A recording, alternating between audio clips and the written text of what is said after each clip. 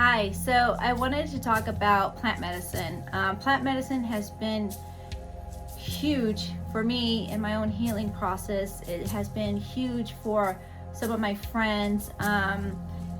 One of my friends, who's an older gentleman, was on 13 medications, and he no longer takes any medications through to his inner work and the plant medicines that he's been doing throughout his later life.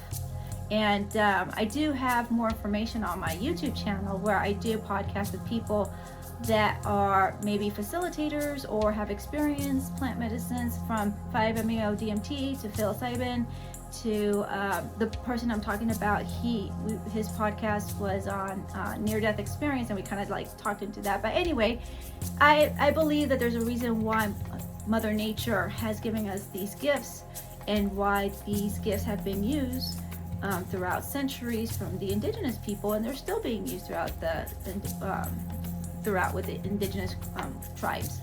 And I had the honor of experiencing a Kambo ceremony 2 weeks ago. I had never heard of Kambo. It just landed on my lap, and when things land on my lap, I kind of think about it. I'm like, okay, I think it was here for a reason. So I attended Kambo, this Kambo ceremony, which was beautiful and transformative for me. I can only speak for myself. And Kambo is a frog. It's a giant monkey frog from the Amazon, and it excretes an oil on its back. It's a poison. So they take that oil and they make it into a paste. And then the shaman, what they do is they create artificial burns on either the arm, the forearm, or maybe the ankle, somewhere on the leg. And with a match, in my case, it was matched like the old school's match with a big old tip. And they created 3 chambers on my arm. And during the ceremony, that paste was applied to each chamber. Now, before I get into the Kambo, the whole ceremony was beautiful with things I had never even heard of before. So we started the ceremony with Hapé, which is a form of snuff or tobacco, again from the Amazon. And the shaman took a curipe, which is a thing, and blew the tobacco up each nostril. Now, I think the left side is to what your intention is, and then when they do the right side is what you're wanting to release. So you have to do both so you can have that balance. I had the most amazing experience. My mother died when I was very, very young, about 4 or 5 years old. And it was kind of like a freak accident. I've never been angry at her death. I never was angry at the world. You know, as a child, I just processed it as, shit happens. And this was out of everyone's control, and it was whatever. Like, I didn't know how to process at that age. And nobody can tell you how to process anything when you're dealing with something like that.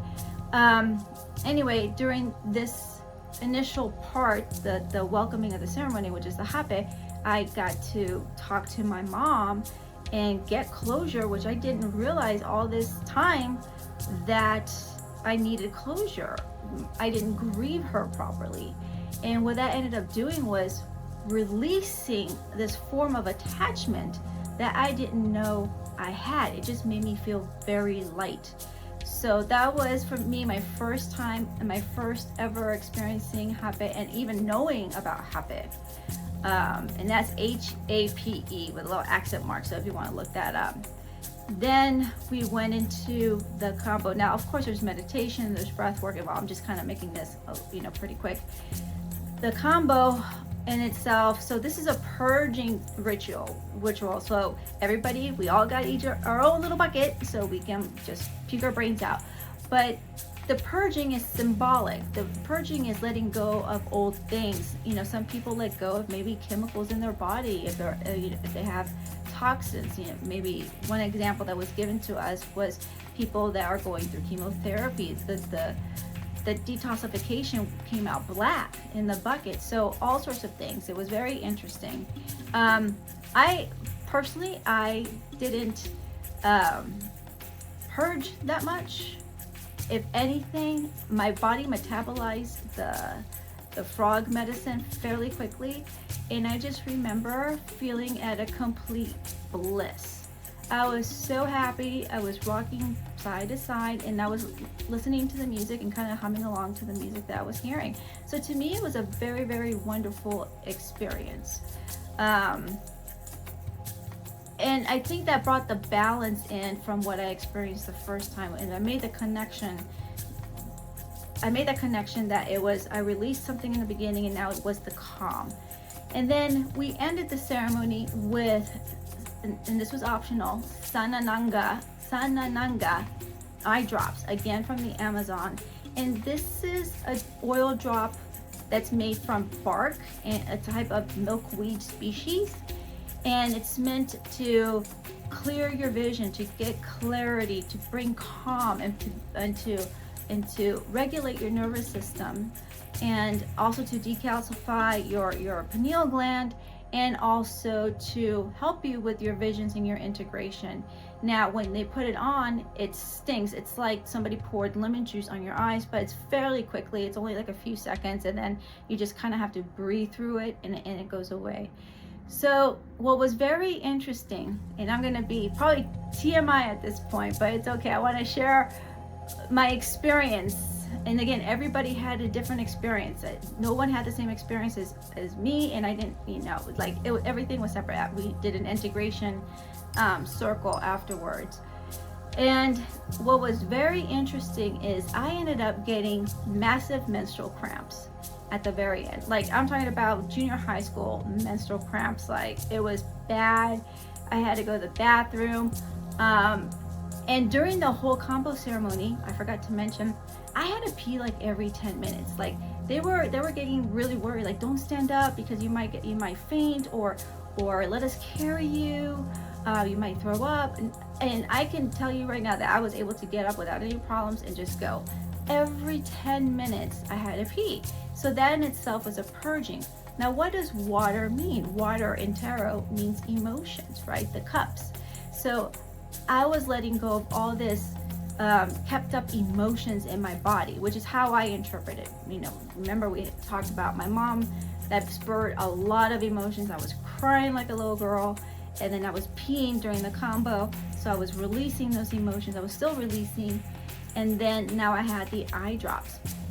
After the eye drops, I had this major cramping.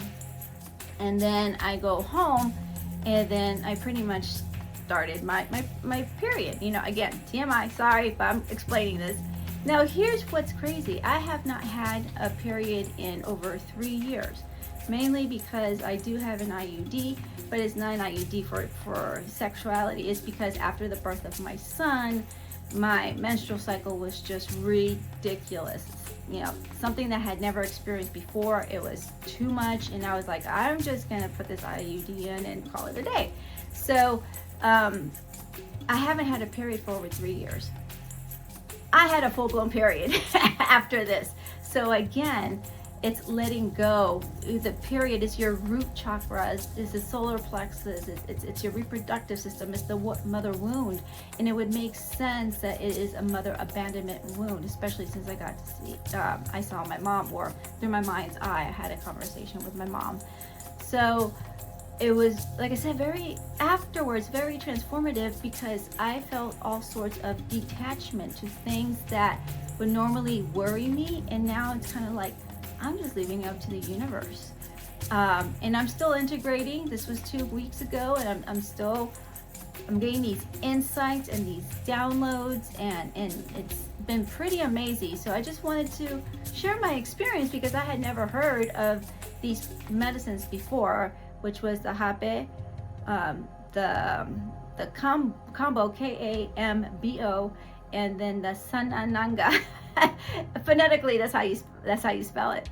But I hope this helps. Plant medicine's not for everyone. It's, if you're ready for transformation and you're willing to see your shadow face on, like balls to the wall, then plant medicine is something that's very healing. But if not, take a more gentle route, like talking to support group, therapy, or whatever works best with you.